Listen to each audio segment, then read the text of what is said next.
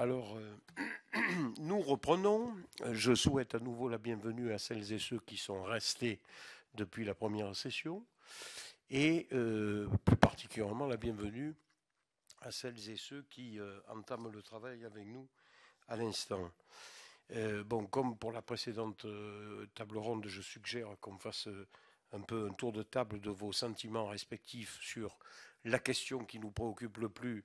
Vous avez bien noté que notre préoccupation globale, fondamentale, c'est les métiers artistiques.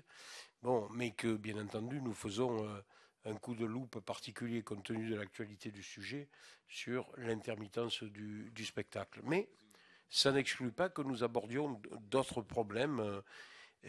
Bon, après avoir fait le point sur le spectacle vivant, donc on a voulu volontairement consacrer du temps à tout le monde de l'audiovisuel en considérant que c'est un monde majeur pour la vie artistique. Et donc on souhaite vous donner la parole. Alors comme pour la première table ronde, on se donne, si vous le voulez bien, 1 heure et demie de temps. Vous pouvez vous exprimer, mais vraiment librement, hein. Et puis après, le rapporteur qui ne manque pas d'idées vous sollicitera. Alors, Monsieur Vial, Monsieur Grivoul. Alors, je vais me présenter un peu plus longuement que tout à l'heure. Donc, je suis Éric Vial, je suis le délégué syndical central du groupe France Télévisions. Et je suis également membre de la FASAP, de la Fédération des arts du spectacle, de l'audiovisuel et de la presse. D'abord, je voudrais vraiment vous remercier pour vous intéresser à ce sujet, parce que la réalité, c'est que évidemment, les intermittents du spectacle ou les CDDU, notamment à France Télévisions, ont l'impression d'être délaissés, se sentent seuls et ont l'impression que leurs préoccupations n'intéressent personne. Juste un petit chiffre concernant l'emploi non permanent à France Télévisions, c'est une personne environ sur 5 aujourd'hui. 20% des salariés de France Télévisions sont une personne sur 5, 20%. Voilà, on est sur 20, ce sont des précaires. Dans quelle situation sociale on est? Une situation de stress. Oui, enfin, vous êtes plus modeste que votre direction, puisqu'ils nous ont dit ce matin 8500 permanents, Ouais. 1900 intermittents, enfin, non permanents, mais en équivalent temps plein. Mais ça concerne en fait 7000 personnes. Oui, moi je parle en équivalent temps plein. Ah oui, mais voilà. ça ne parle pas beaucoup. C'est-à-dire qu'il y a 8500 permanents. Évidemment, je parle en équivalent temps plein. Ouais. Voilà, donc, mais ça représente quand même un équivalent, 20% de l'équivalent temps plein de France Télévisions. La situation sociale de ces intermittents, elle est extrêmement préoccupante. Le stress lié aux arrêts de travail qu'on leur propose, puisqu'il y a de moins en moins, on ne va pas revenir sur le débat de tout à l'heure, mais de budget à France Télévisions, donc les contrats sont arrêtés du jour au lendemain. Ce manque de travail. Je voulais revenir sur cette question qui peut-être vous a échappé, c'est comment on devient intermittent du spectacle. Je ne connais pas de personnes qui choisissent de devenir volontairement intermittent du spectacle, ou alors quasiment pas. La réalité du travail d'intermittent du spectacle, c'est que vous rentrez à France Télévisions, vous sortez de l'école, vous avez 20 ans, 21 ans, 22 ans, vous intégrez la société et on vous fait signer un contrat et vous êtes content de rentrer à France Télévisions. C'est beaucoup plus tard que vous vous rendez compte, en effet, que vous êtes intermittent du spectacle et que vous rentrez dans un régime, dans le hamster qui commence à tourner dans sa... Mais finalement, ces contrats vont se cumuler les uns aux autres sans jamais s'arrêter et vous êtes rentré dans un système dans lequel vous ne pouvez plus vous arrêter. Qu'est-ce qui se passe pour la vie d'un intermittent du spectacle? En dehors de la précarité, en dehors du fait qu'évidemment, votre contrat peut s'arrêter du jour au lendemain, mais c'est la vie familiale. Il n'est quasiment pas possible pour un intermittent du spectacle de construire. Vous allez voir votre banquier, vous êtes intermittent du spectacle, vous avez 25 ans. Bonjour, j'ai 25 ans, je suis intermittent du spectacle à France Télévisions, je voudrais m'acheter une petite Clio. Je peux vous dire que vous allez être bien reçu. Bonjour, je suis intermittent du spectacle, je voudrais louer un appartement à Paris. C'est quasiment impossible. C'est ça la vie d'intermittent du spectacle. Et cette vie-là, elle ne va jamais s'arrêter si on ne passe pas par des tribunaux à France Télévisions. Alors pourquoi on embauche des CDDU? On embauche des CDDU parce qu'évidemment, c'est une variable d'ajustement. D'abord, c'est une variable d'ajustement de l'emploi à France Télévisions. On les embauche pour leur disponibilité. J'ai un problème, j'ai un permanent qui n'est pas là, viens tout de suite. On les embauche parce que c'est tellement plus simple pour les congés. Pas besoin de planification de congés. On vient, on repart, etc. On les embauche parce que c'est pratique finalement pour, on en a parlé tout à l'heure, les répétitions qui ne sont pas payées, les préparations qui ne sont pas payées, on les paye juste le jour de leur arrivée. Est-ce que vous croyez que par exemple un intermittent technique de France Télévisions, il se tourne les pouces en attendant qu'on lui propose un contrat? Non, il se forme, il est sur les bouquins, il essaye de comprendre la vie qui nous entoure.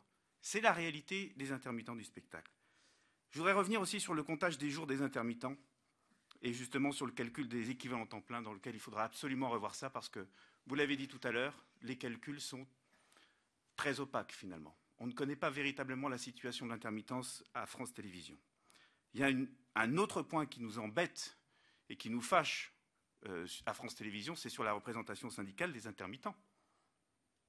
Attendez, il n'y a quasiment aucun intermittent qui peut se faire entendre. Comment on se fait élire dans un CE? Dans un CCE aujourd'hui à France Télévisions, c'est quasiment impossible. Impossible parce qu'on demande des jours de présence dans le cadre de la société qu'aucun intermittent ne peut donner, ne peut avoir. Mais parlons des jours de travail d'un intermittent. Un intermittent qui travaille du lundi au vendredi, on va dire il travaille 5 jours. Alors qu'un permanent qui travaille du lundi au vendredi, on va dire mais il travaille 7 jours. La réalité du comptage du travail des intermittents, c'est aussi un problème. Et c'est le problème qu'on retrouve notamment devant les juridictions. Quand les intermittents du spectacle vont devant la justice, certains juges considèrent que, bah oui, vous aviez 113 jours ou 115 jours de travail, mais donc on va vous donner un mi-temps. Mais ce n'est pas la réalité. 115 jours de travail, c'est un plein temps. C'est du plein temps quand on met tout à côté, les congés payés et tout ce qui s'ensuit, voire les arrêts maladie pour certains. Alors, je voudrais revenir aussi sur l'accord de télédiffusion. Nous avons un accord de télédiffusion qui régit le travail des intermittents dans l'audiovisuel public et privé. Vous avez parlé tout à l'heure, Monsieur Kert, d'exemplarité. Notre constat, c'est que tout le monde, actuellement, dans les télévisions privées, et de manière correcte, utilise les barèmes minimaux de cet accord collectif, sauf à France Télévisions, où on constate que, notamment pour les chefs monteurs, les chefs OPS, les barèmes de France Télévisions sont inférieurs de 20 à 30 euros par rapport aux barèmes minimaux. Ça, c'est un scandale. On n'arrête pas de le dénoncer. Les autres organisations patronales ont signé un papier sur lequel ils s'engageaient tous à respecter les accords. Nous n'avons toujours pas de réponse de l'organisation syndicale patronale de France Télévisions. Alors aujourd'hui, le constat sur les requalifications, tout à l'heure on parlait de la vague de requalification qu'il y avait eu sur Radio France, elle n'a jamais eu lieu cette vague de requalification à France Télévisions. Jamais il y a eu de vague de requalification. Nous, on a une revendication simple à Force ouvrière, 350 emplois, 350 CDD requalifiés, parce que ce sont des CDD U qui sont en longue durée. Enfin, je vais terminer juste sur l'accord collectif de France Télévisions qui se négocie actuellement pour vous dire que dans cet accord collectif, il n'est fait référence à aucun métier dit artistique et donc au CDDU. Rien sur les réalisateurs. Ils n'y sont plus dans la nomenclature. Rien sur les présentateurs. Rien sur les animateurs. Rien sur les producteurs artistiques qui sont exclus de la nomenclature de l'accord collectif de France Télévisions. On ne fait plus de télévision avec des réalisateurs. Rien sur les directeurs de photo. On ne fait plus de télévision avec des directeurs de la photo. Pourquoi on les a exclus? Parce que ce sont des CDDU. Et ça, c'est inacceptable. Juste vraiment un dernier point sur les discriminations au sein des sociétés. Nous constatons, nous, à Force ouvrière, qu'il y a de la discrimination réelle entre les CDDU et les CDI. Trop souvent, les employeurs considèrent qu'un CDDU, c'est quelqu'un qui ne fait pas partie de l'entreprise, même si ça fait 30 ans qu'il est dans l'entreprise. Il est à l'extérieur de l'entreprise. Nous voulons que les CDDU soient considérés comme des salariés comme les autres. Ce n'est pas le cas. Et nous demandons les mêmes droits pour tous les salariés. Bien. Denis Gravouille, donc pour la fédération FNSAC-CGT. Avant de laisser la parole à Marc Chauvelot, qui connaît très bien France Télévisions de l'intérieur, juste quelques réflexions. D'abord, on entend parler d'intermittents du spectacle. Il faudrait commencer par dire que ce sont des métiers. Intermittent du spectacle n'est pas un métier. Intermittent du spectacle, ça veut dire chômeur du spectacle. Bon, voilà. C'est un régime permettant de prendre en compte, dans certains cas, une certaine précarité de l'emploi. Mais il faut commencer par parler des métiers que nous avons choisi de faire. Et là, on se situe bien en rapport avec les missions de service public, la production à France Télévisions, qui est un vrai souci. Alors, on y reviendra sans doute. Bon, nous, on a constaté déjà, première chose, que vient de se créer une nouvelle chambre patronale des employeurs du service public de l'audiovisuel, le syndicat des médias de service public, le SMSP, qui va regrouper France Télévisions, Radio France, entre autres. Nous, on attend avec impatience de pouvoir discuter avec eux des questions d'emploi, puisque ça fait des années qu'on discute de ces questions-là. Sur les requalifications, il faut noter que grâce à l'action du syndicat CGT de France Télévisions, il y a eu beaucoup de requalifications et qu'il en reste. Et ce que diront nos camarades, ce que disent nos camarades, c'est qu'il reste un volant important d'intermittents qui n'en sont pas, historiques, avec des longues périodes de durée, et que là, ça pose des gros soucis. Et ce sont des centaines de contrats. Je me garderai de les chiffrer ici, mais il y a effectivement des centaines de contrats à revoir. Il faut parler du fait que France Télévisions a accru l'externalisation de ses activités. Parce que quand on parle de l'emploi du contrat à durée déterminée d'usage ou des intermittents de France Télévisions, il faut rappeler la position de donneur d'ordre de France Télévisions, comme toutes les entreprises, les grandes chaînes de télévision, qui ont énormément externalisé. La parade à l'emploi d'intermittents a été le recours à des producteurs privés de façon parfois, très souvent scandaleuse, puisque une grande partie de l'activité pérenne de la grille de France Télévisions est assurée par des producteurs qui recourent très massivement à de l'emploi précaire, à de l'emploi intermittent.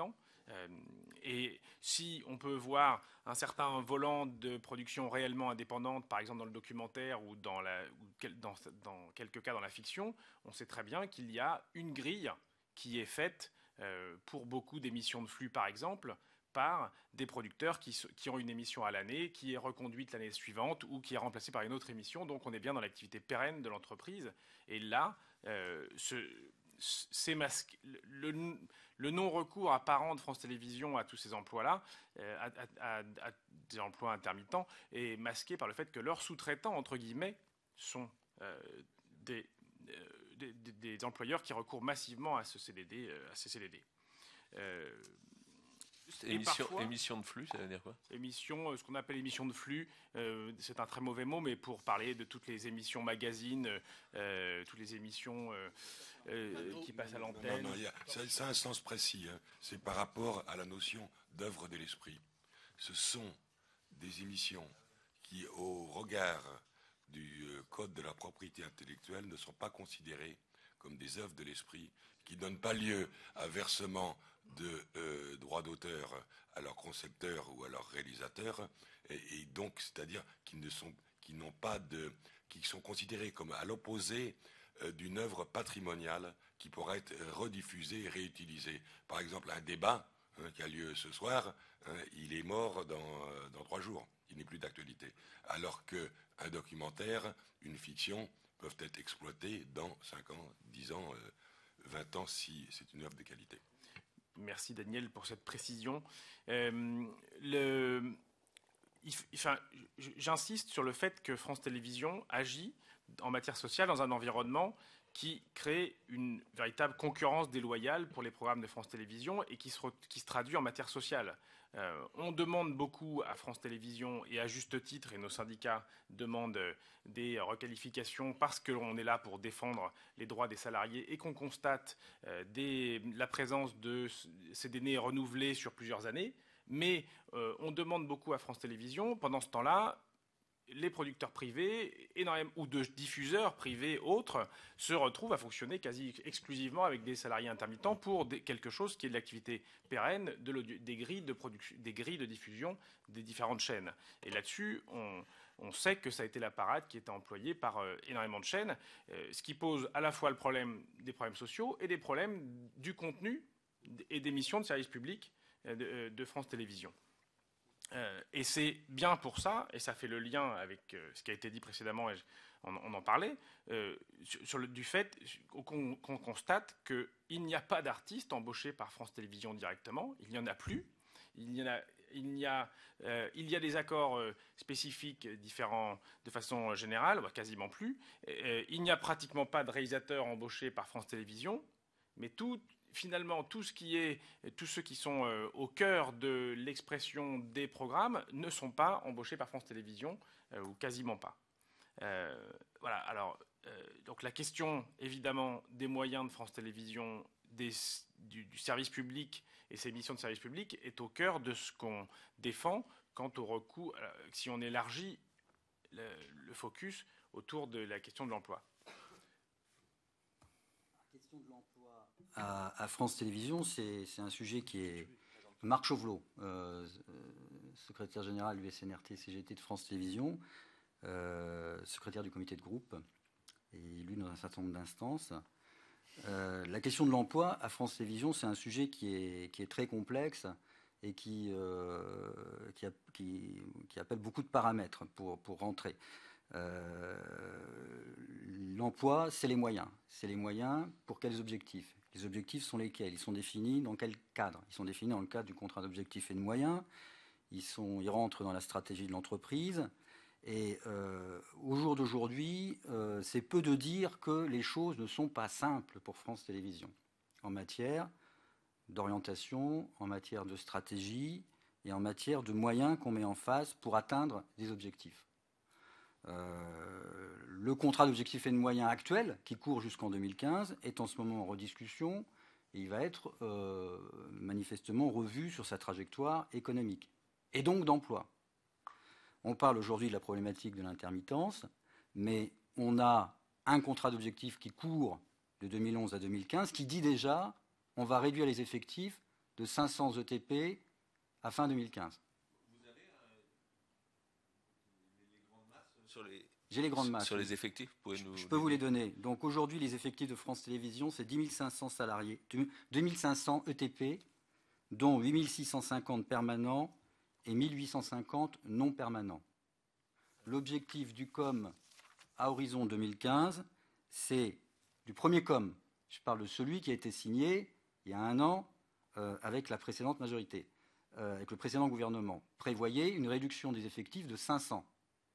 Depuis, on a constaté un rabotage budgétaire assez conséquent sur le financement public pour 2013, dans un contexte de baisse des ressources publicitaires tout à fait considérable.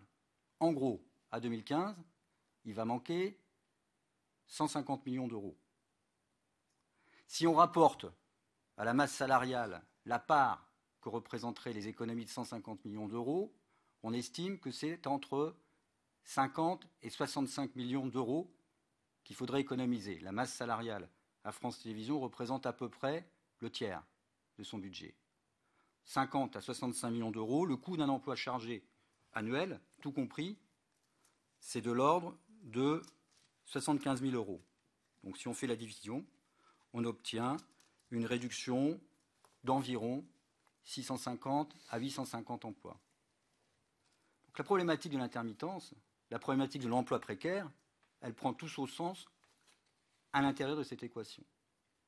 Bien évidemment, la volonté de la direction aujourd'hui, et son projet, son programme, qui est encore en cours de discussion avec la tutelle, est d'ajuster les effectifs de manière drastique sur le dos de ce volant de non permanents que France Télévisions utilise de manière structurelle depuis longtemps. Pourquoi France Télévisions utilise beaucoup d'intermittents et de non permanents? c'est pour une question de financement, fondamentalement. Éric, tout à l'heure, parlait de quelque chose qui n'est pas anodin, qui est le mode de décompte des ETP, des équivalents temps plein. Selon qu'on utilise un permanent à l'année, il vaut une unité. Le potentiel de travail d'un permanent, c'est environ 200 jours. Si vous utilisez un intermittent, lui, il est décompté à raison de 22 jours par mois. Multiplié par 12, il offre un potentiel théorique de 266 jours. Donc, comme la seule référence qui existe entre l'entreprise et la tutelle, c'est le nombre des ETP, France Télévisions a tout intérêt à faire travailler des intermittents, y compris sur des activités pérennes et permanentes, que des permanents. Donc il faudrait que du côté de la tutelle, on s'interroge aussi sur comment on compte.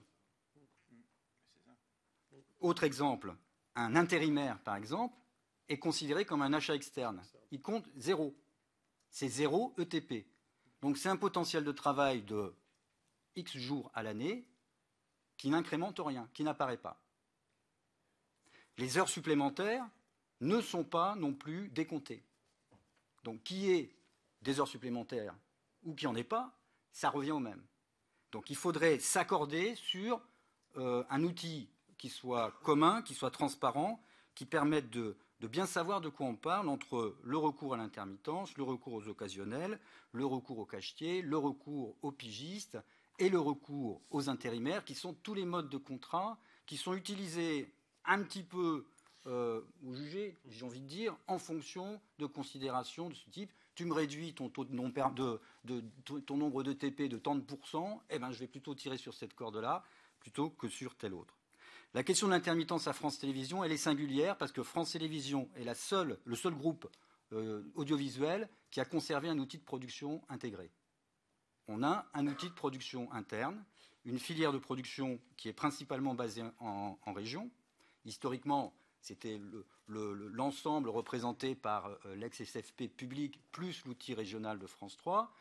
SFP était privatisé, il reste l'outil régional de France 3. Et sur Paris, on a tous les équipements, tous les plateaux du siège qui accueillent les émissions emblématiques de France 2, France 3 et des chaînes et des chaînes nationales. Bien. Vous estimez la production interne, ça représente en pourcentage sur la production? Le taux de production interne, alors en production pure, il y a une notion qu'il faut distinguer. Il y a la production et la fabrication.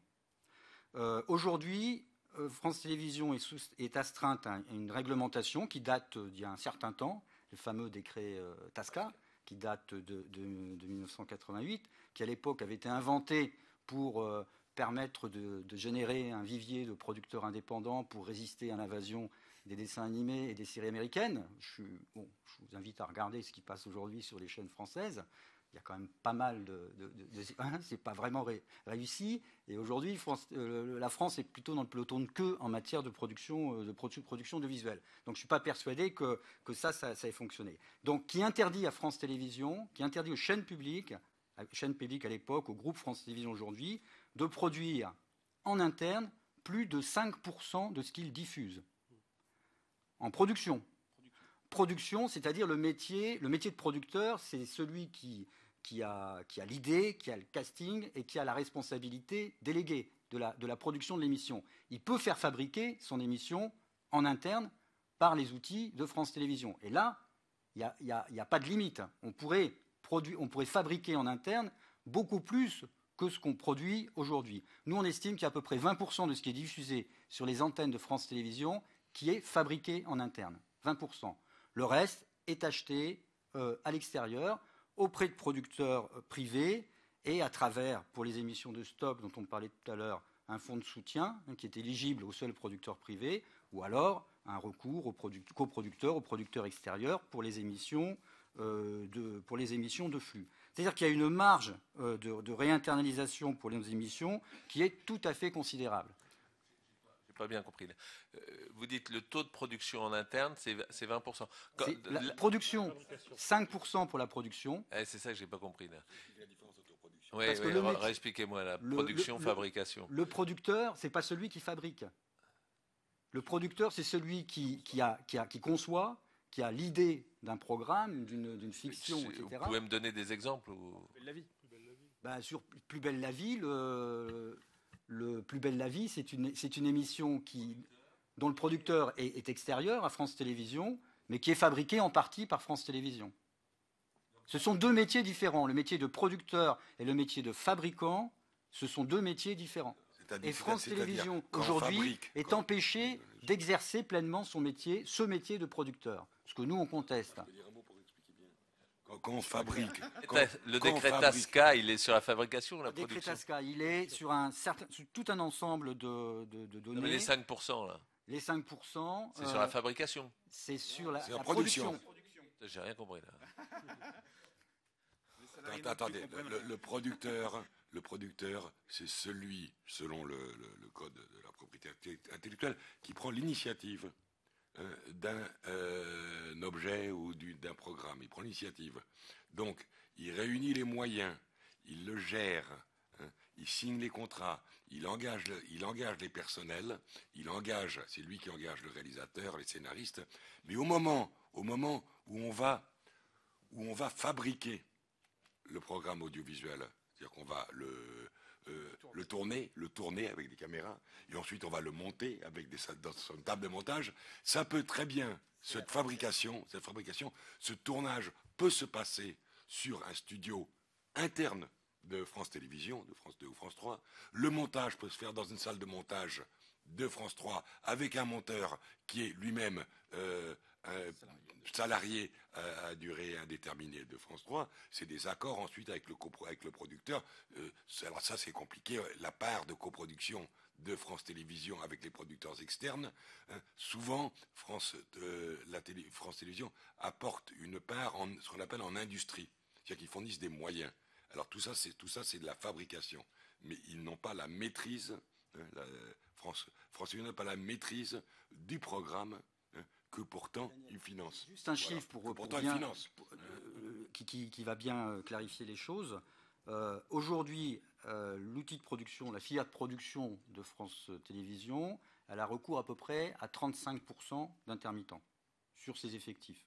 35% des ressources sont des ressources d'intermittents. Dans le privé, le ratio est inverse. C'est-à-dire qu'il y a 35% de permanents, tout le reste, c'est des intermittents. Donc, quand on appelle à moraliser le secteur en matière de recours à l'intermittence, il faut faire attention à ce qu'on dit.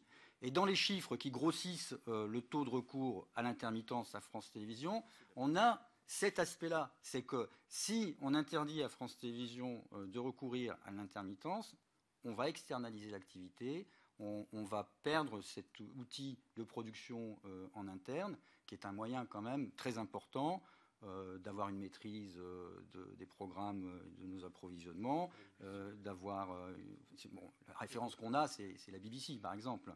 La BBC qui dispose d'un outil interne qui est extrêmement considérable. Donc ça, c'est un aspect très important. Donc voilà, la situation de l'emploi en ce moment, c'est avant tout, c'est qu'on est quand même devant une espèce de plan social qui ne dit pas son nom à France Télévisions. Alors moi, je prends le risque de le dire, mais quand on atteint des étiages pareils, de l'ordre de 10% des effectifs en moins d'ici 3 ans, c'est pas très loin de PSA, c'est pas très loin de Renault, c'est pas très loin d'un certain nombre de grands groupes qui aujourd'hui... mais on est dans une entreprise publique et dans un secteur qui est plutôt un secteur susceptible de se développer avec des missions nouvelles en termes d'accompagnement, des nouveaux usages, tout numérique, etc. etc. Et la réalité, c'est celle-là. On est dans un contexte, mais le budget 2013 de France Télévisions prévoit un déficit de 42 millions d'euros. Entreprise qui n'était pas en déficit. Il y a un déficit programmé de 42 millions d'euros pour cette année 2013. auxquels s'ajoutent 25 millions d'économies supplémentaires à réaliser qui sont en cours de discussion entre la tutelle et France Télévisions. Donc ça commence, c'est beaucoup, c'est beaucoup. Si on rapporte ça sur l'emploi et sur la masse salariale, c'est considérable. J'imagine qu'il y a eu des réflexions sur le fait que de produire, d'externaliser la production, ça coûte moins cher. Enfin, je dis ça, c'est un peu de provocation. J'ai souvenir du moment, la grande période El Kabash, là on a plutôt à la fin, vendeur de patates. Non, mais qu'on a eu l'impression tout le monde est parti à externaliser ses émissions et tout ça. Il y avait eu un scandale là quand même. C'est un bon levier d'économie que de faire produire en interne. Je pense que c'est un bon levier. C'est une meilleure efficacité économique de produire et fabriquer en interne les émissions qu'on diffuse. Il ne s'agit pas de tout produire et de tout fabriquer en interne, bien évidemment, mais quand on voit l'écart que je vous dis, entre 5%, 20% de production en interne, il y a une marge de progression tout à fait considérable. Plein de niveaux, parce que l'intermittence versus la permanence de l'emploi, ça veut dire externalisation des charges de structure, en gros. C'est ça le principe. C'est que ça coûte moins cher facialement, mais ça coûte plus à la collectivité publique quand vous externalisez les charges. Voilà. Il y a des coûts induits avec la permanence de l'emploi qu'il faut bien retrouver quelque part. Donc si on veut moraliser les choses et regarder, il faut regarder l'ensemble des coûts induits par l'un ou l'autre des systèmes. Cela dit, l'intermittence, elle a sa pertinence pour ces activités-là, parce qu'on est sur de l'activité discontinue, qui requiert des qualifications souvent très, très spécifiques, et pour lesquelles l'intermittence est un bon outil. Mais moi, je plaide pour un système qui pardon. Deux sujets, ils se rejoignent, mais c'est deux sujets. Est-ce qu'il faut produire en interne ou en externe? Et après, dans cette production, quel est le recours à l'intermittence? Sauf que quand on produit en externe, vous l'avez bien insisté, quand on produit en interne, on est à 35% d'intermittence. Quand on produit en externe, on est à 65%. Donc, absolument. Voilà, c'est une double flexibilité, si je puis dire. On peut poursuivre? Donc, M. Vial et puis M. Owen. Juste sur la conception de production en interne, c'est vrai que là on a abordé de la production plutôt à vocation nationale sur les chaînes de la télévision publique, puisqu'on a parlé de la filière de production de France Télévisions.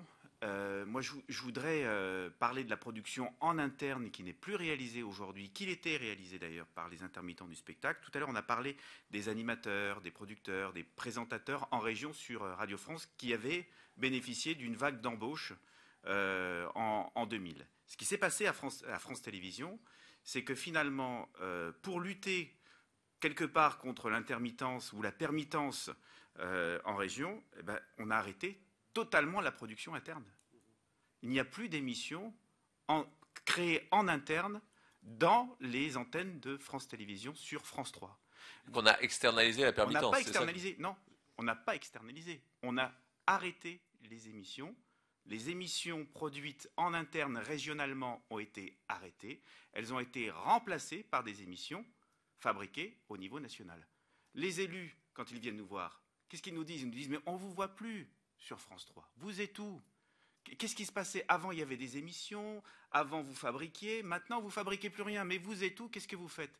Mais la réalité, c'est que ces émissions-là, les personnels qui travaillaient depuis de très nombreuses années sur France 3 ou FR3 ont été virés. Point barre. Et donc, pour remplacer ces créneaux régionaux, on a mis à la place des émissions nationales, voire des émissions dites de pôle aujourd'hui. Je ne vais pas refaire, vous savez, la France 3 est coupée en 4, pôle nord-est, pôle nord-ouest, pôle sud-est, voilà. Voilà comment on a composé. Et aujourd'hui, on réalise finalement des émissions en mutualisant tout ça. Mais la mission du service public de proximité de France 3 notamment, et je pourrais même rajouter de ce qui se passe aujourd'hui pour les Outre-mer premières, c'est exactement la même chose qui est en train de se passer, n'existe plus. Parce que, en fait, pour régler le problème de l'intermittence, on a supprimé les intermittents. Monsieur N. Oui, bonjour, moi je suis un spécimen vivant. Ça fait 20 ans que je suis intermittent, j'ai travaillé pour le cinéma, un peu la télévision, la publicité, le clip, et depuis 8 ans, Je suis engagé comme intermittent à France Télévisions en tant que machiniste. Je suis ouvrier. Je m'occupe des supports de caméra et de tout le câblage pour réaliser une émission, un match de foot, une émission de Thalassa, une messe pour le jour du Seigneur sur France 2. Je viens de Marseille. Ça fait 8 ans que je suis chez France Télévisions. Je dois avoir à peu près plus de 700 contrats à CDDU. Voilà, à la louche. On parlait de production. Alors là, on a vraiment le paroxysme, enfin pour moi, de la bêtise. Enfin, je suis ouvrier, mais j'en parle parce que ça me rend vraiment fou. Moi, j'ai vraiment une conscience du service public. Et puis, je voulais changer de métier quand j'ai arrêté le cinéma. Je faisais du cinéma d'auteur, j'étais investi, je suis vraiment quelqu'un de passionné et qui se salit les mains. Je suis vraiment un ouvrier, je mets les mains dans le cambouis. Alors là, il y a un projet qui s'est monté de faire une émission qui s'appelle Plus belle la vie à Marseille. Et pour la créer, on a fait appel aux gens de la région. Énormément d'intermittents sur cette émission-là. Sur ce programme-là. Et on s'aperçoit que... Alors, au début, les gens ont été engagés par France 3 Marseille pour monter le très gros de l'émission. C'est d'abord le décor. Parce que je ne sais pas si... enfin, vous avez dû voir l'émission, peut-être. Je suis même passé au panier pour voir si c'était là que ça se tournait ou si c'était en studio. Voilà, donc, non, mais sur un studio de 1000 m², ils ont refait le panier. Et ce sont des ouvriers de décoration, parce qu'à Marseille, il y a vraiment il y avait le petit chantier, il y a vraiment des gens qui travaillent, qui ont des mains en or. Et notamment les ateliers de Marseille, de peintres, de constructeurs, de gens qui sont vraiment... C'est une vraie industrie. Le décor a été fait par ces gens-là. Mais on s'aperçoit, toute cette fabrication a été faite par ces gens-là, par les gens de France 3 Marseille, plus les intermittents régionaux, qui récupèrent les buts au point de vue de la production.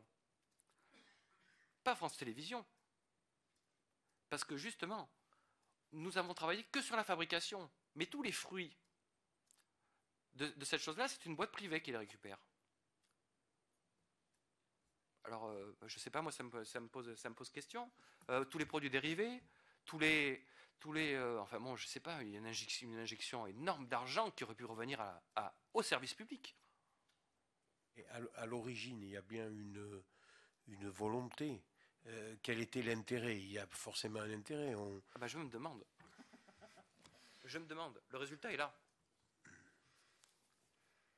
Bon, je pensais que vous aviez la réponse. Non, je ne l'ai pas.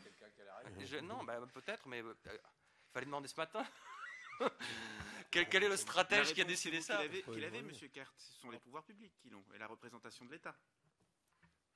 Oui. Non, mais j'aimerais savoir aujourd'hui, est-ce que ça coûte vraiment beaucoup plus cher? Oui, combien? Est-ce que quelque part c'est intéressant aussi de faire travailler une autre entreprise, si tant est qu'elle soit marseillaise, j'en sais rien. Bon, est-ce que c'est aussi schématique que ça? Voilà ce que je veux dire. Ça rapporte pas, que ça coûte pas beaucoup plus ou moins cher. Par contre, ce qui est sûr, c'est que ça rapporte beaucoup moins à France Télévisions. Le fait de ne disposer d'aucun droit des programmes qu'il produit, qu'il finance, effectivement, c'est le modèle inverse de celui de la Grande-Bretagne. La BBC, il n'y a pas de décret TASCA qui empêche les chaînes de disposer des droits des œuvres qu'elles financent. En France, vous avez le droit de dormir, c'est le principe de la double diffusion, de dormir 2 nuits dans l'appartement que vous êtes obligé d'acheter. C'est ça. La deuxième diffusion, il appartient entièrement au producteur qui peut en faire commerce et pas celui qui l'a financé. C'est les chaînes qui financent et c'est le producteur qui bénéficie des droits. Donc là, il y a un vrai problème. On espérait qu'avec les réformes en cours, etc., ce sujet reviendrait sur la table, mais visiblement, on a du mal à en parler. On a du mal à parler de cette répartition équitable du fruit et travail des uns et des autres. Jackpot, je ne sais pas, mais... J'ai compris que c'était des aspects que je ne maîtrisais pas. Alors là, pour que vous soyez pédagogue, là. Alors, Plus belle la vie, c'est qui le producteur alors? producteur qui s'appelle Tel France, qui fait que une partie... Voilà, donc c'est une boîte de production. Une maison de production privée. Et une partie de qui s'est créée ex nihilo pour ça, ou qui existait déjà? Non, parce que des fois, il y a eu ça. Il y a des émissions qui ont généré leur... Je ne trompe pas en disant ça. C'est une boîte ancienne. Oui, non, mais donc... Alors, et le fabricant, c'est qui, là? Eh bien, c'est en partie France Télévisions. Et en partie France Télévisions. C'est-à-dire Tel France, c'est le producteur, et il bénéficie de moyens de France 3. Alors, c'est pôle sud-est, il faut dire, c'est ça? De la filière de... Alors, c'est pas le pôle, c'est la filière de production de France Télévisions, qui a plusieurs implantations en région, dont Marseille.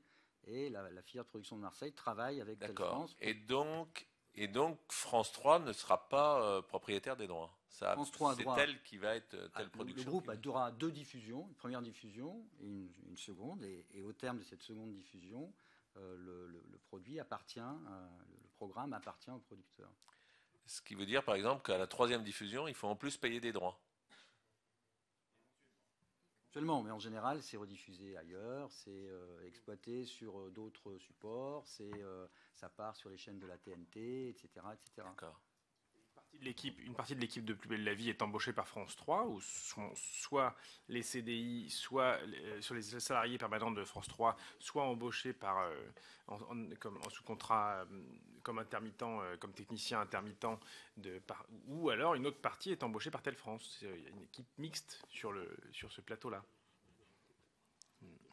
C'est une émission qui est, qui est fabriquée 80% par des intermittents du spectacle.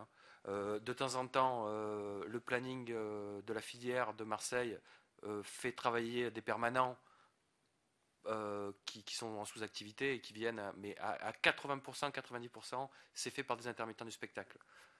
Engagés par France Télévisions au début, parce que en fait, ça a été plus ou moins partagé, mais le gros du travail a été fait par des gens intermittents de chez France, qui ont été engagés par France Télévisions en fabrication.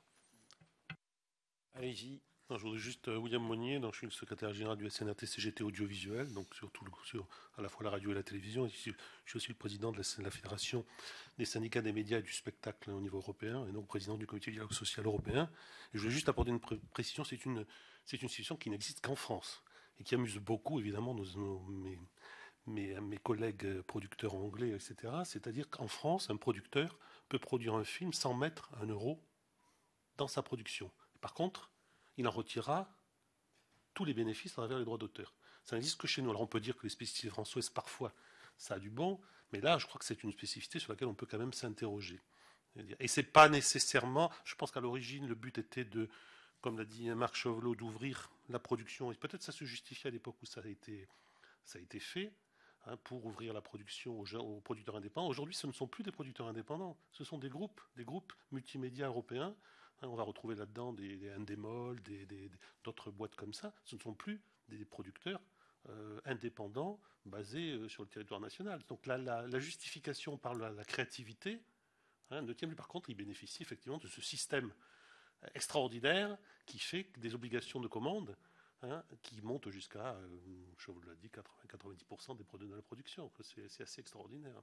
Alors peut-être qu'il faudra que les parlementaires se penchent un jour sur la révision de ces décrets TASCA qui, à mon avis, sont devenus très poussiéreux et qui ont renversé l'équilibre de la production en France. Qui s'avère un frein pour le développement du secteur. Madame Martinel, dans son rapport, disait qu'entre le COSIP, c'est-à-dire le fonds de soutien au CNC, les aides régionales ou locales et le préachat par les chaînes, un producteur pouvait commencer, ne met pas un centime dans sa production, pas un centime.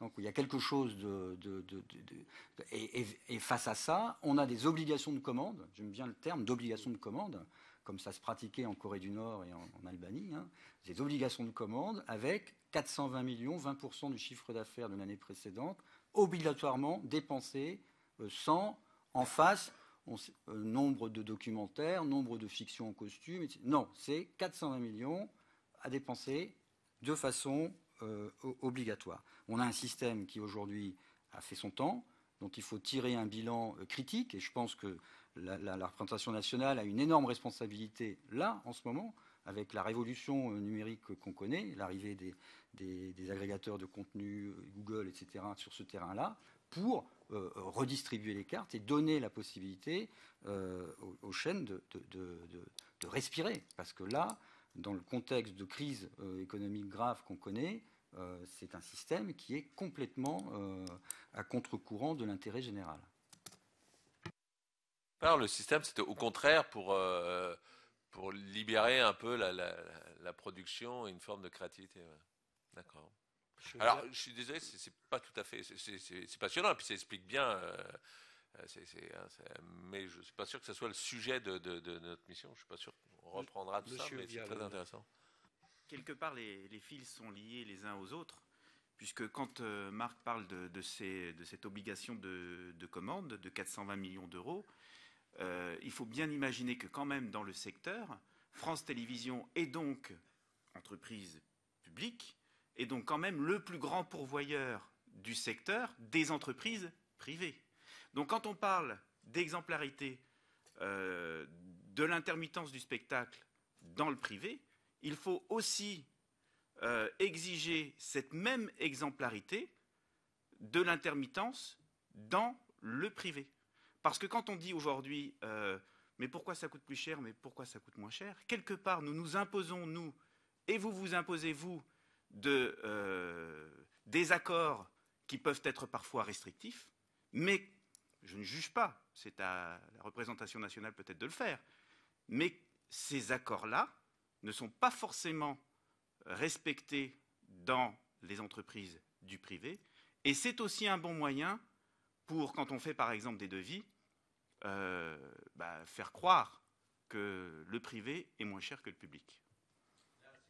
J'essaie de résumer, ça veut dire notre rôle serait d'imposer une forme d'exemplarité, mais deux, attention, si vous fixez des règles, de toute façon, vous allez favoriser les règles de contournement. En gros, c'est ça que vous vouliez me dire.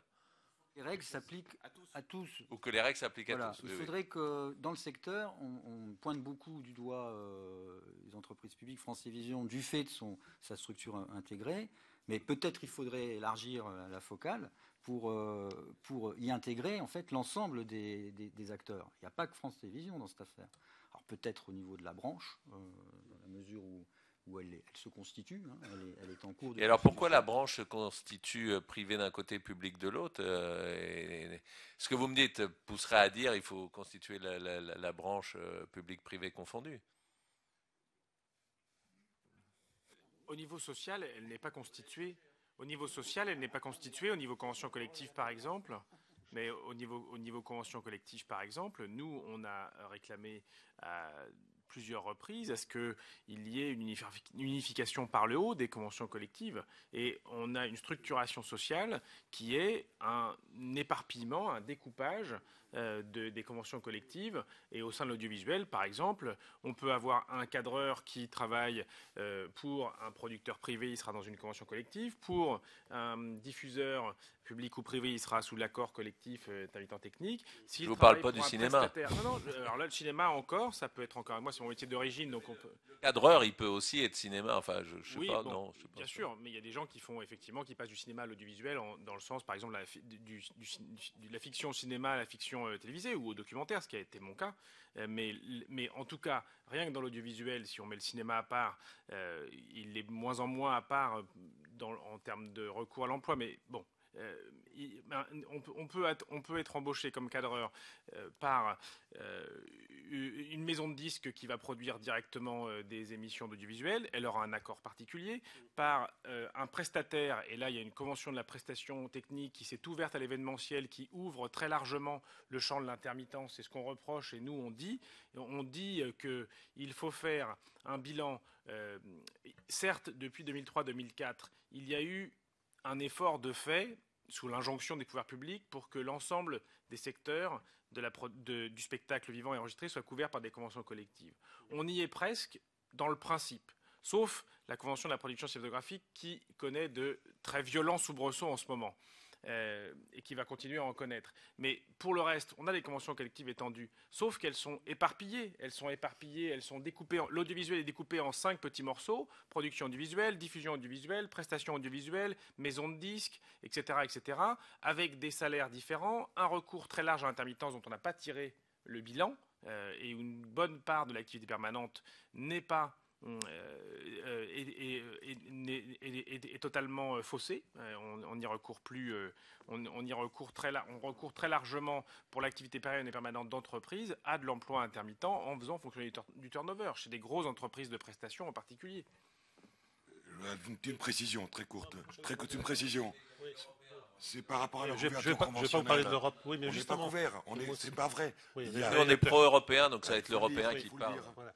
Donc, je vais laisser parler mon collègue réalisateur. Je voulais juste dire que sur la structuration de la branche, puisqu'on parle de structuration de la branche en termes de couverture collective, on ne va pas dans le bon sens. Nous avons perdu une convention collective de l'audiovisuel public qui couvrait l'ensemble des chaînes. Ce que nous négocions aujourd'hui sont des accords d'entreprise, que ce soit Radio France, à France Télévisions, à l'INA, etc. D'autre part, la seule convention qui a été initiée et qui est la convention collective des télédiffuseurs privés, qui était en fait extrêmement morcelée, puisqu'en fait elle concernait 3 entreprises, TF1, M6 et Canal. En gros, on faisait une petite convention spécifique pour ce secteur, a échoué, puisqu'elle est aujourd'hui caduque. Enfin, je m'avance peut-être un peu vite, mais je crois que personne ne l'a signé. Donc aujourd'hui, tout le secteur est déstructuré. Le secteur de la télédiffusion et de l'audiovisuel public est déstructuré. On est descendu au niveau de l'entreprise. Donc, en ce qui concerne l'intermittence, ça a un impact, puisque la Convention de l'audiovisuel public avait un rôle, disons, de régulateur sur l'emploi du CDDU. Aujourd'hui, ce verrou n'existe plus. Donc, chaque entreprise, aujourd'hui, négocie à un niveau... Alors, je ne dis pas qu'il ne faut pas négocier dans les entreprises. Que ce soit clair, un accord d'entreprise, c'est toujours bien.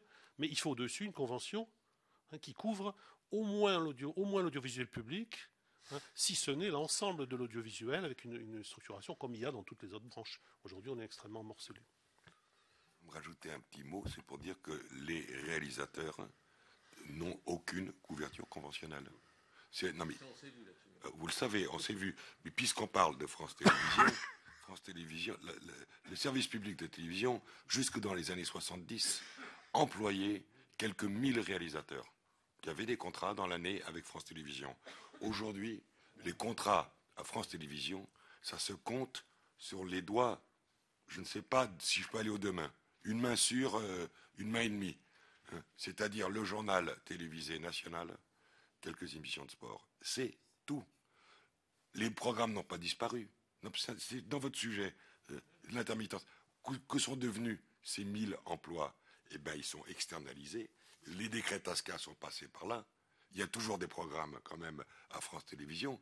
Et les réalisateurs, systématiquement, même quand le programme est en fabrication interne, le réalisateur est systématiquement sous contrat du producteur externe. On se trouve dans des situations où d'ailleurs l'équipe, ça peut arriver sur un documentaire où il y a une petite équipe, l'équipe est en fabrication interne, tout le personnel est de France 3, j'ai vécu ça, sauf moi, sauf le réalisateur. Alors, les conséquences, il faut savoir que puisqu'il n'y a pas de couverture conventionnelle, qu'il n'y a pas de définition des durées de travail, c'est des cotisations en moins dans les caisses. Vous savez tout ça. C'est du travail dissimulé.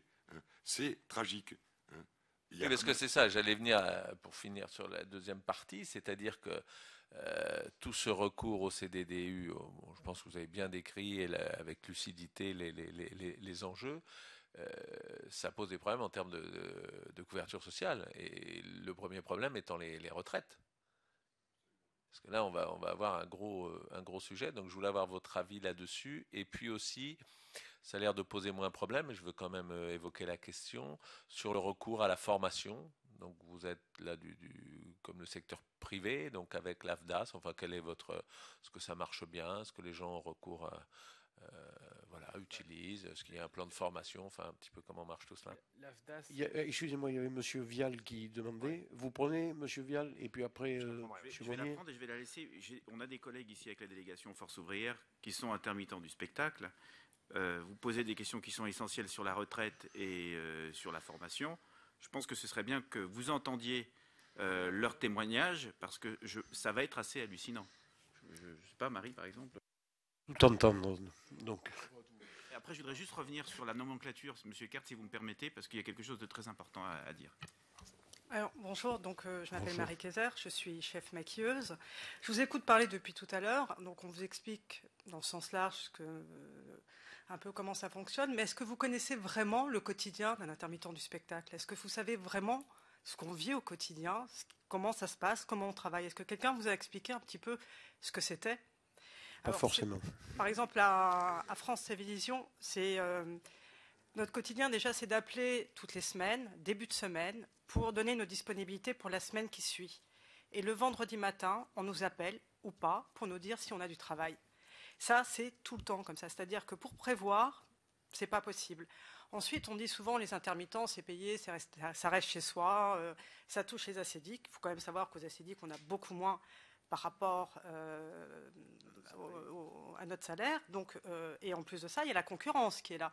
Donc, résultat, vous ne prévoyez jamais de vacances parce qu'en fait, il faut tout le temps être disponible. Parce qu'un jour, vous n'allez pas travailler, quelqu'un vous remplace et c'est cette personne-là qui sera peut-être prise après vous. Vous n'êtes jamais sûr de retravailler. C'est ça le problème. Et pour reprendre, je voudrais juste apporter une petite nuance à ce que monsieur a dit tout à l'heure par rapport aux chômeurs du spectacle. Moi, j'espère ne pas être un chômeur du spectacle, mais je suis un précaire du spectacle. Parce qu'effectivement, quand vous êtes intermittent, on ne vous loue pas un appartement. Je suis restée 1 an sans appartement parce qu'on ne voulait pas me louer. Tout simplement parce qu'effectivement, je n'apportais aucune garantie, même en ayant 2 cautions. Un jour, on m'a pris mon dossier, on me l'a jeté par terre, tout simplement parce qu'effectivement, j'avais un statut un petit peu particulier. Je m'excuse, c'est un petit peu impressionnant quand même. Donc il y a vraiment ce problème de concurrence. Si ça peut vous aider, je veux bien poser quelques oui, questions. Ça m'aidera. Parce que, bon, il se trouve que j'ai vécu ça hier. Je suis allé une bonne heure de faire une émission sur France 2. Enfin, c'était pas dans les locaux de France 2, justement. Donc j'ai interrogé un peu tout le monde, dont la maquilleuse. Et peut-être confirmer, sûrement, ce qu'elle m'a indiqué. Quand vous dites, j'avais bien compris ça, mais donc ça veut dire que chaque semaine vous avez un contrat? Est-ce que ça veut dire qu'on refait le contrat? Complètement. Ou par journée ou par. Alors ça dépend. C'est ça qu'il faut expliquer. À France Télévisions, c'est à la semaine. Donc le vendredi, on vous dit. Oui, non, mais attendez, on va prendre comme on a le. Non, mais on est dans la même cas de figure. Ouais. Attendez, laissez-la parler, déjà que c'est compliqué. Donc. Alors à France Télévisions, ça marche à la semaine. C'est-à-dire qu'effectivement, on va vous sortir un contrat pour votre semaine de travail, en notant les jours travaillés. Avec les productions extérieures, c'est à la journée. Donc éventuellement à la semaine, mais souvent en maquillage, c'est à la journée le contrat. Donc qui est continuellement renouvelé. Et vous, votre seul donneur d'ordre ou employeur, c'est France Télévisions ou... Non, moi je suis intermittent, je travaille beaucoup avec France Télévisions, je travaille depuis 14 ans, bientôt 14 ans avec eux, et je suis intermittente depuis 22 ans. Oui, mais est-ce que vous êtes intermittente pour d'autres? Un petit peu, oui. Mais quand même, en gros, vous travaillez beaucoup pour... En gros, je travaille beaucoup pour France Télévisions. Mais c'est là où ça devient un petit peu complexe, c'est-à-dire que le souci, c'est effectivement, c'est disponible. En fait, c'est assez compliqué d'arriver à avoir plusieurs employeurs et d'arriver à faire jongler tout le monde. Parce que vous donnez des disponibilités d'un côté, on vous fait travailler ou pas, et donc du coup vous rentrez dans un système qui fait que effectivement après moi j'ai fait le choix de privilégier France Télévisions parce qu'il y a une collaboration qui est régulière et voilà, c'est une maison que j'aime beaucoup, mais à côté de ça les autres productions c'est encore plus précaire, c'est-à-dire qu'effectivement vous travaillez pour une production privée. Moi, il m'est arrivé dernièrement d'aller sur un tournage et on avait changé l'équipe. Et j'ai demandé ce qui s'était passé, pourquoi on avait changé la maquilleuse. Et j'ai eu comme réponse, on avait envie de changer. Mais vous vous rendez compte, vous imaginez, dans n'importe quelle entreprise avec un CDI, simplement on dit, bah, tiens, aujourd'hui, hop, on va changer tout le monde. Et j'ai demandé s'il y avait eu un problème avec cette personne. Non, je suis allée voir d'autres techniciens. J'ai dit, mais il s'est passé quelque chose avec elle? On m'a dit, non, rien. Ils avaient juste envie de changer. Et c'est notre quotidien. Une question très pratico-pratique. Je voudrais voir pourquoi je vous dis ça après. Et là, vous êtes donc maquilleuse, vous venez dans les studios, c'est toujours au même endroit, enfin à peu près, ou voilà. Donc là, c'est quand même France 2 qui vous venez pas avec votre matériel. Si, si. J'arrive, alors on peut faire un petit crochet par le matériel. Alors, France Télévisions. Et vos produits, France 2 vous donne pas les produits? Non. En fait, un maquilleur, c'est mieux qu'il ait son matériel, tout simplement pour des questions d'hygiène. Donc voilà, ça c'est le... Mais je ne voudrais pas embêter tout le monde avec ça. Mais, non, mais on est dans le véhicule. Vous arrivez avec votre matériel. Alors France Télévisions nous donne une indemnité par jour sur le matériel, qui ne couvre pas la totalité de nos frais. Mais d'autres productions, parfois, ne donnent rien. Vous avez des productions qui disent, non, vous arrivez avec votre matériel. C'est votre job. C'est mon job. Mais sauf que ça n'est pas comptabilisé dans le salaire. Il n'y a pas d'indemnité autour de ça. Sur la formation, vous avez bien compris que, comme il fallait être disponible, les intermittents ne pouvaient pas... Il faut déjà arriver à décrocher... Alors, après, parce que non, mais je pense que c'est important, votre témoignage. Je pense que pour que tout le monde, vous savez, mais que pour les gens qui suivent ça comprennent bien. Donc ça veut dire que vous n'êtes pas sûr chaque semaine d'avoir du travail. Et donc, en même temps, là, visiblement, vous travaillez quand même assez régulièrement. Ça va. Et en même temps, vous pouvez bénéficier d'indemnités dans le même mois. Travailler et avoir des indemnités. Alors, je suis très clair avec vous, si je n'avais pas les indemnités, je ne vivrais pas. Et là, on va vers un autre problème. C'est-à-dire que il y a 20 ans, quand j'ai commencé à travailler, j'étais payé sur la corporation, les maquilleurs, on était payé 1200 francs par jour, ce qui à l'époque était beaucoup d'argent. Aujourd'hui, je touche entre 120 et 195 € jour. Donc si je vous laisse faire le calcul, parce que là c'est pas mon domaine, mais si on fait le calcul en francs constants, mon salaire a baissé. L'indemnité à l'époque de la SFP pour le matériel était de 160 francs par jour. Aujourd'hui, pour le matériel, on touche entre 13, maxi 15 €, voire 0. Donc pareil, je vous laisse faire le calcul. Donc, avec la disponibilité. Avec la disponibilité. Donc le problème, c'est qu'aujourd'hui, si vous voulez, moi j'aimerais bien travailler plus, mais déjà, faut y arriver. C'est-à-dire que ça devient de plus en plus concurrentiel. Donc, en plus, il y a les petites jeunes qui arrivent. Donc, voilà, ces messieurs apprécient. Et donc ça devient de plus en plus difficile, mais surtout c'est que le salaire ne tient pas compte. C'est-à-dire que si on tient compte de mon statut et de mon expérience, en fin de compte, ce qu'on me paye aujourd'hui, c'est mon salaire, c'est-à-dire que c'est un salaire mensuel divisé à la journée. Donc là, il y a un problème, c'est-à-dire qu'on ne tient plus compte de ma précarité. Je suis un peu un pot de yaourt, quoi. C'est-à-dire que vous me prenez tout seul, je suis très cher, vous me prenez 20 jours dans le mois, c'est tout de suite beaucoup moins cher. Et là, aujourd'hui... on est un peu tributaire de ce système d'indemnité des acédiques, c'est-à-dire que les employeurs vous disent de toute façon, je ne te paye pas plus, de toute manière, tu as les acédiques derrière. Donc, et parfois, effectivement, il y a des préparations, quand il faut du matériel un peu particulier, on y va sur notre pomme, c'est-à-dire on y va sur notre temps à nous, c'est du temps qui n'est pas comptabilisé, et surtout, on devrait être mieux payé vu qu'on travaille parfois que la production nous prend 1, 2, voire 3 jours. Le problème, c'est que le salaire n'a pas évolué en temps de temps. Oui, parce qu'il n'y a pas le système ne permet pas, ne serait-ce que de l'ancienneté.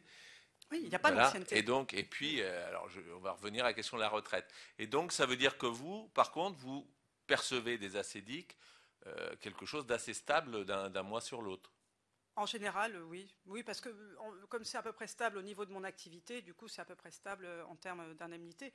Mais vous savez, pour un intermittent, moi, je ne suis pas joyeuse quand je reçois mes acédiques. Hein, mais je ne dis pas ça. Je pense que votre témoignage est précieux parce que je pense que les gens, ça explique très bien quelle est la situation. Oui. Et vous parliez de retraite. Alors moi, j'ai un autre problème, c'est que je devrais être déclarée comme chef maquilleuse. On me déclare souvent comme maquilleuse parce que ça coûte moins cher et que chef maquilleuse, je serais obligée d'être déclarée comme cadre. Qu'est-ce que vous voulez que je râle auprès d'une production? Parce qu'elle va me dire, mais Marie, ça ne te plaît pas? Mais il y en a 10 000 derrière.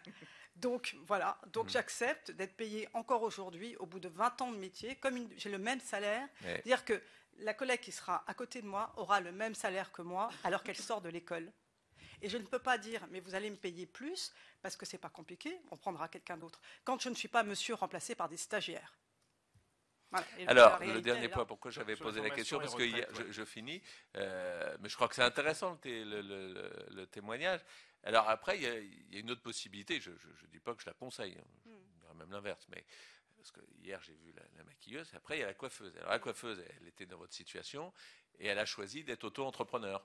C'est-à-dire que là, elle vient vraiment avec tout son matériel. Ah oui, c'est la suite du... Je vais répondre là-dessus. Sauf qu'elle a choisi quelque chose d'illégal. Alors là, je vais répondre à la question. Je connais très bien la question.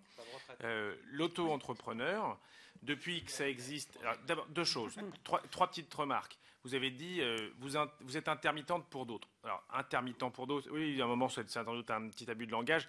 On n'est pas intermittent pour quelqu'un, on est salarié par une maison de production ou par un employeur. Hein. Voilà, si, c'est venu tout à l'heure, mais bon, c'était sans doute emporté par le mouvement. On va dire, mais il faut quand même préciser qu'il y a un contrat de travail, et le contrat de travail, c'est les règles du Code du travail et les conventions collectives qui s'appliquent. Bon, bref, c'est un petit aparté.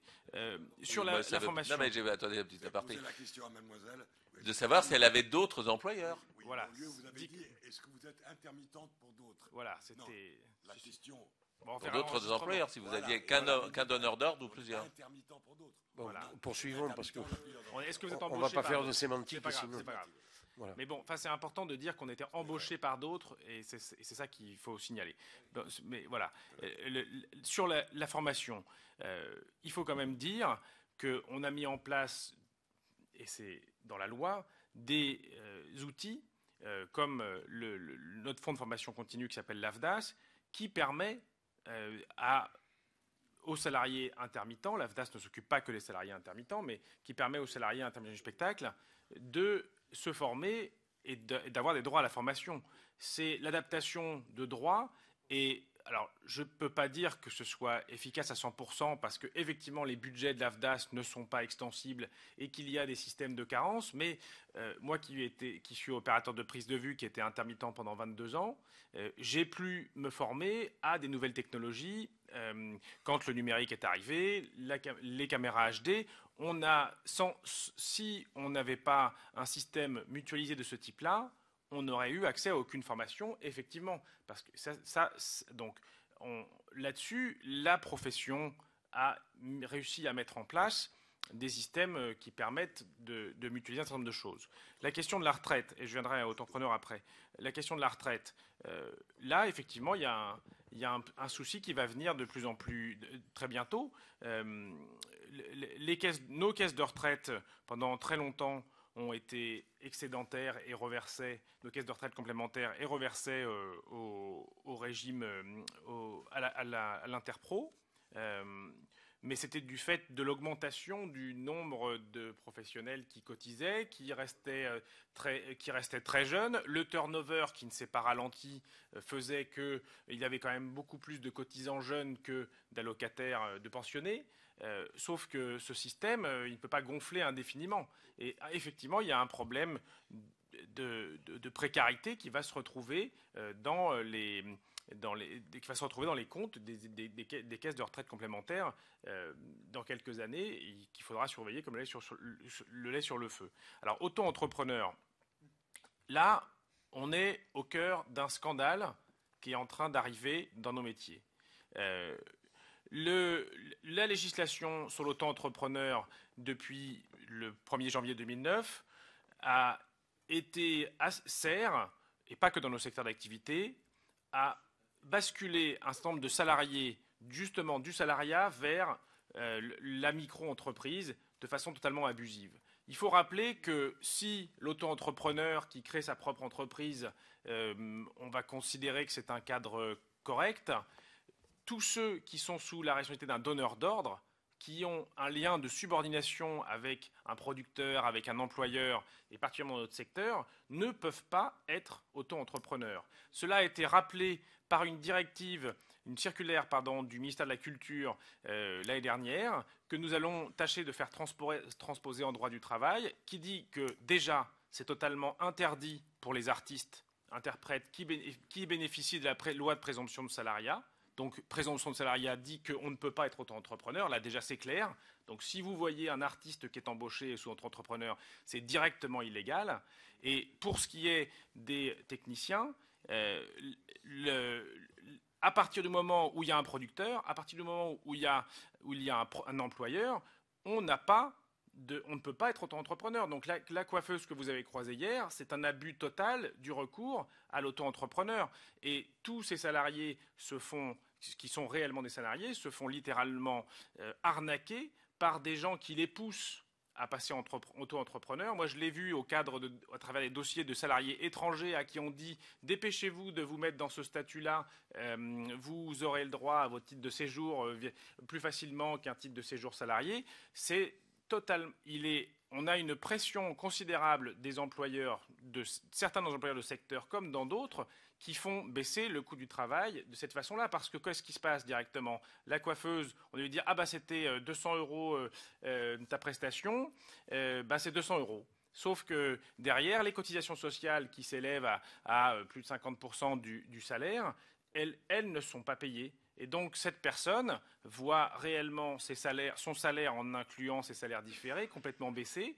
Elle est responsable. Si elle a un accident du travail sur le plateau, elle n'a pas d'employeur, elle est auto-entrepreneur. C'est elle-même, c'est elle l'employeur, c'est elle qui est responsable du risque au regard de l'accident du travail. Donc on est clairement dans une offensive qui sert à nous sortir du salariat.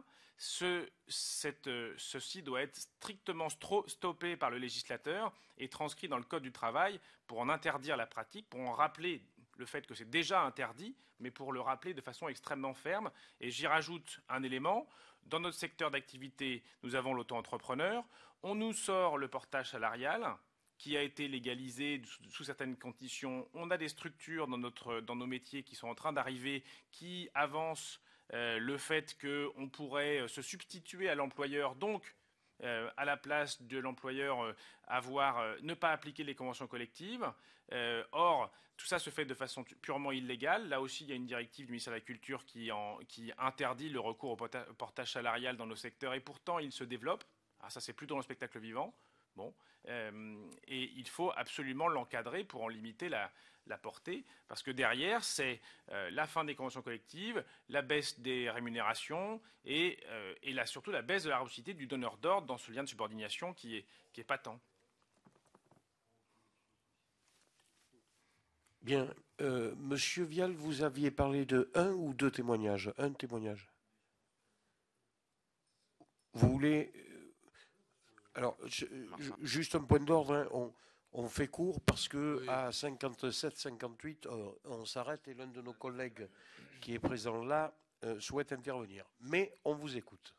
Ouais, moi, ma situation est simple. Je suis chef monteur à France 2, depuis à France Télévisions, depuis 21 ans.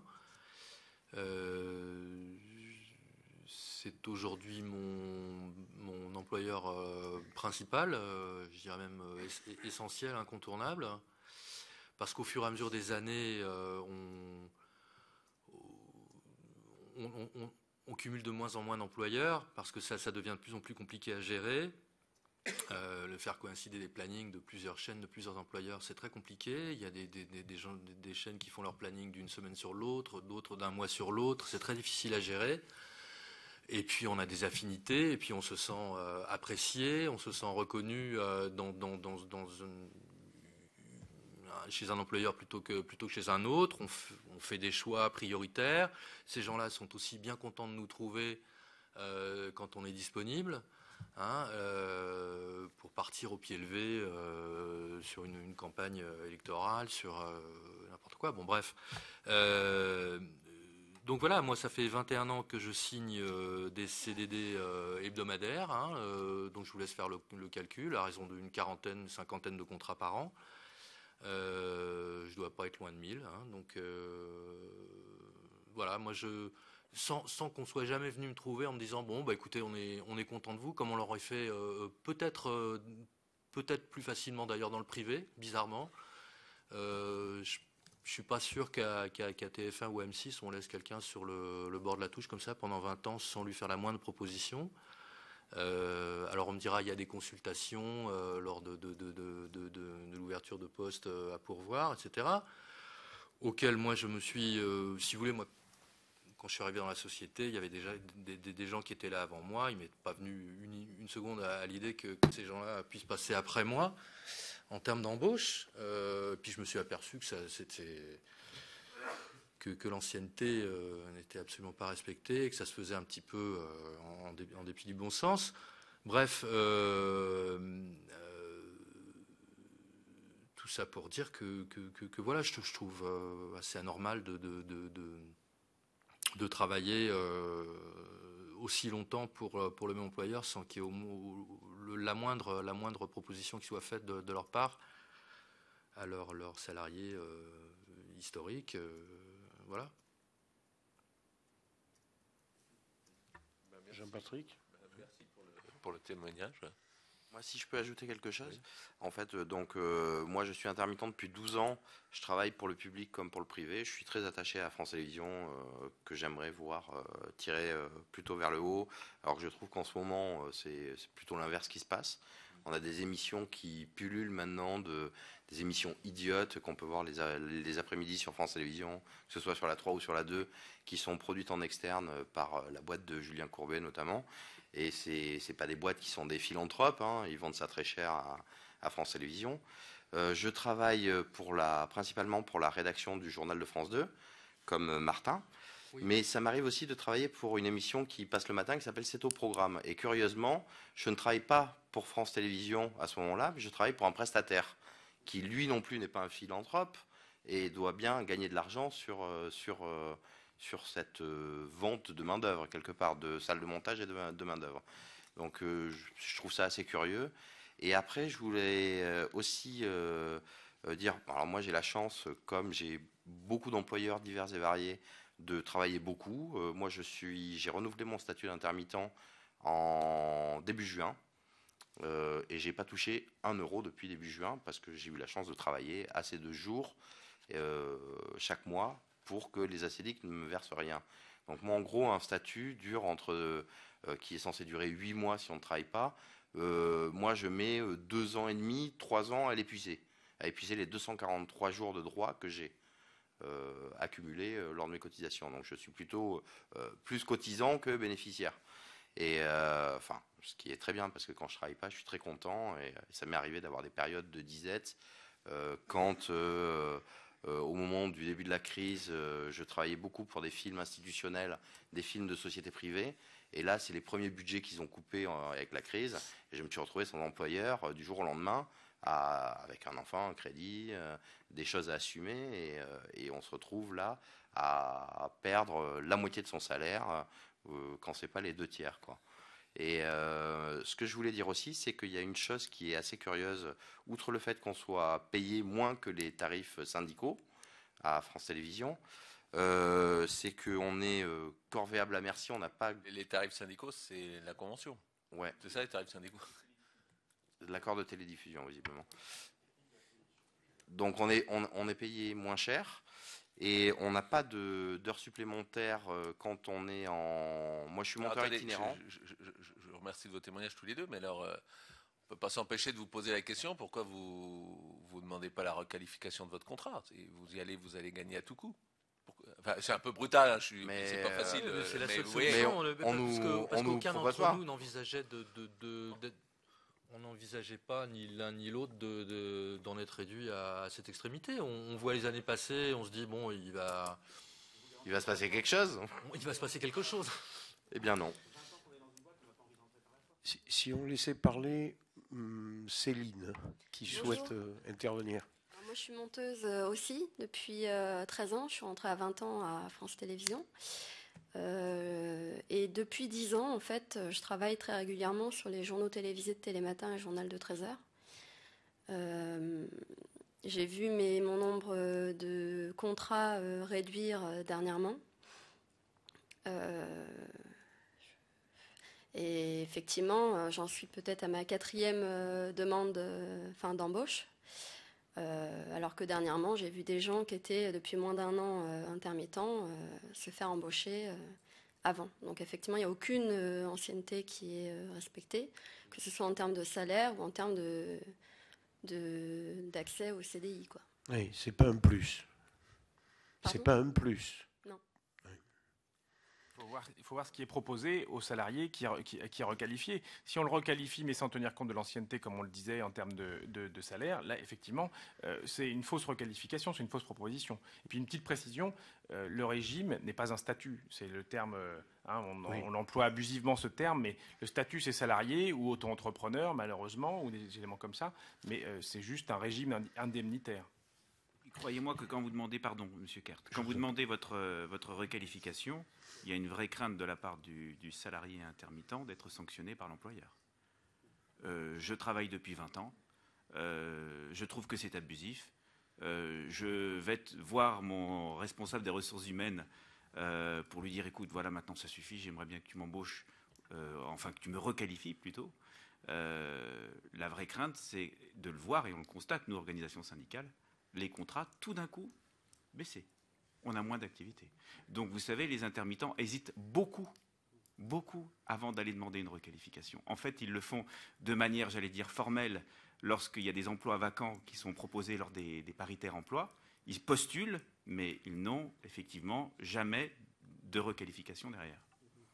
Ce qui nous concerne, on accompagne les salariés en substitution, c'est-à-dire que quand il y a des représailles patronales à l'emploi, c'est clair que c'est le syndicat qui agit.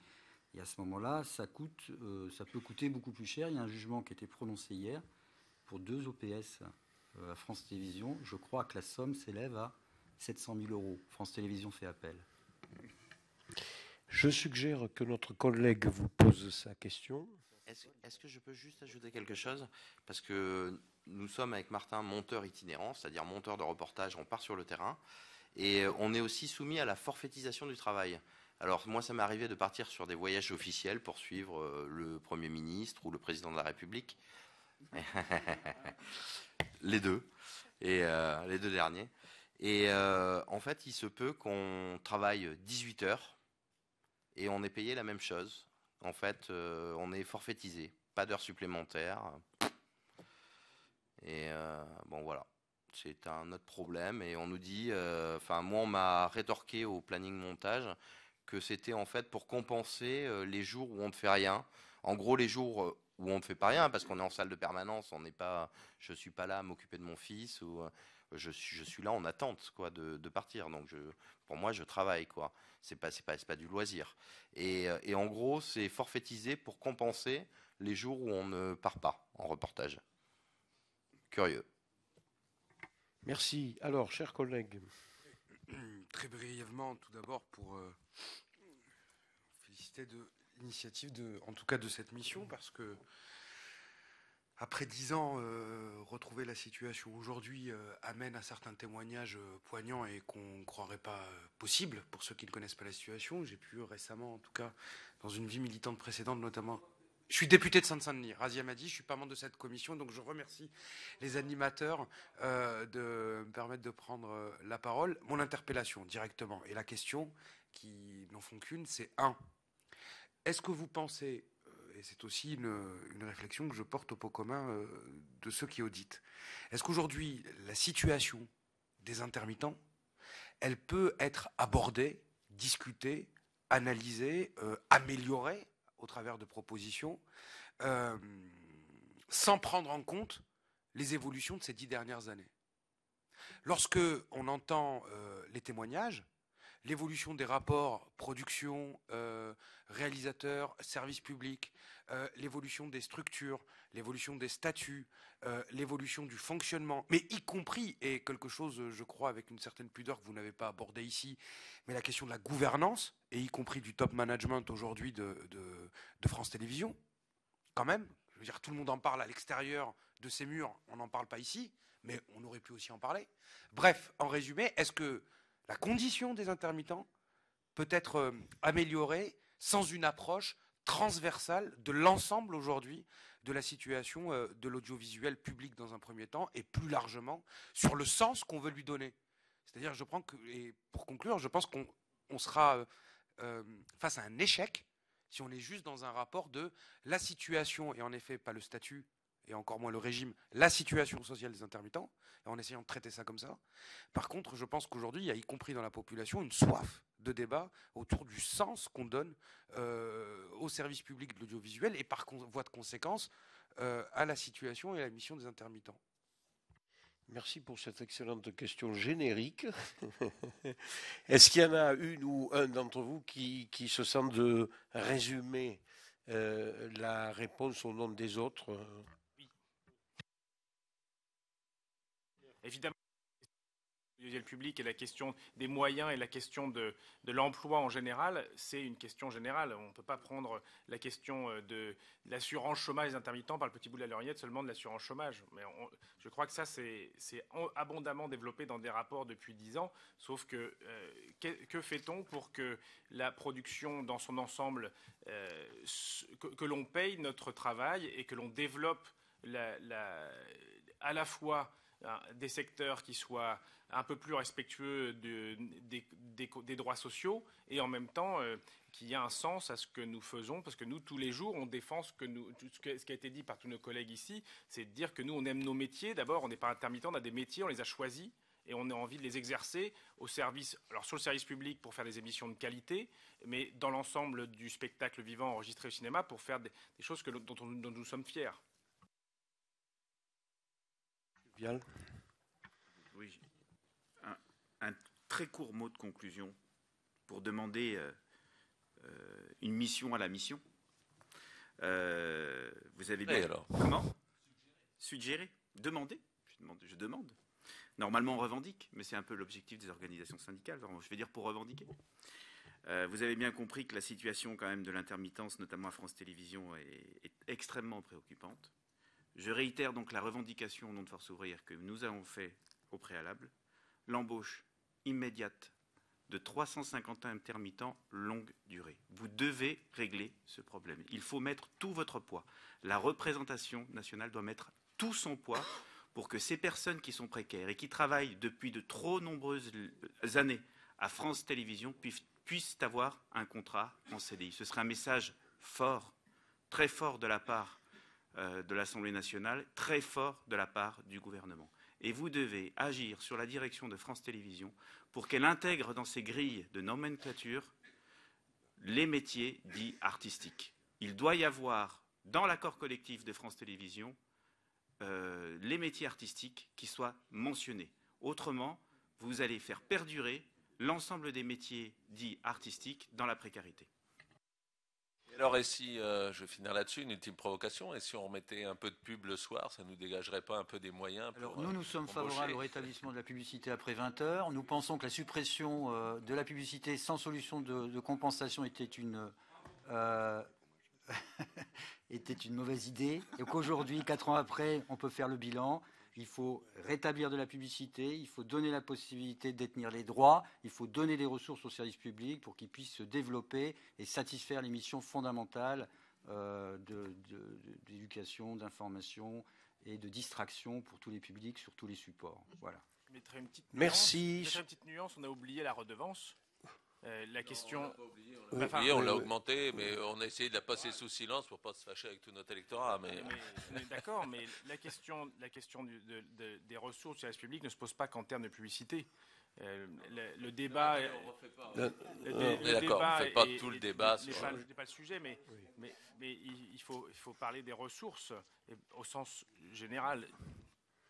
Écoutez, on ne va pas refaire le débat tel que j'ai pu le connaître en plusieurs épisodes. Bon, merci, ça a été une table ronde tout à fait passionnante. Et puis merci pour les témoignages, parce que c'est jamais très facile devant un auditoire de parler de son cas perso. Vous l'avez fait avec beaucoup de dignité et de retenue, c'était très bien. Merci à chacune et chacun de vous. Merci.